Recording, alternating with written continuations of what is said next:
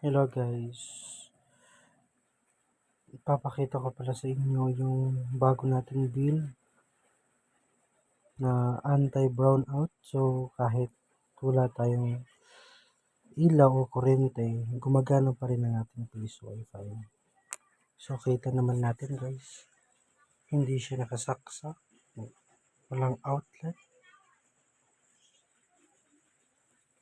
Ang kagandahan nito guys is sa halagang napakamura, hindi aabot ng 1,000, is mabibuild na natin yung ganitong Peace Wi-Fi, yung anti-brownout.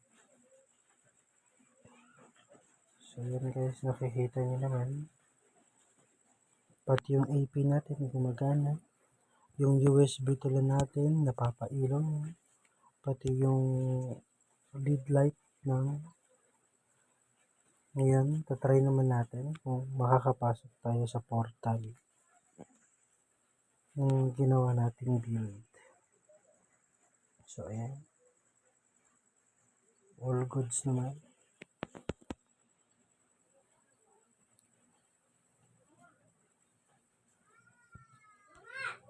Try natin kung makakapasok tayo sa portal.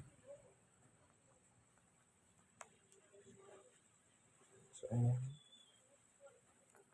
pindutin natin yung RB Peace Wi-Fi.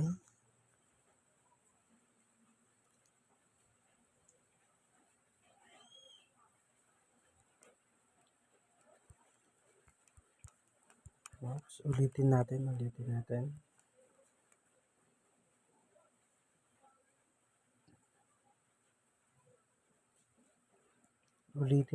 Limited connection. So forget lang natin.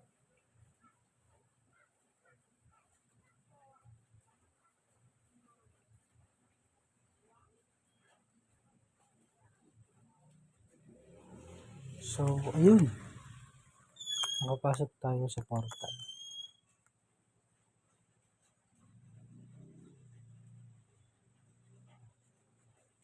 So ayun, I hope na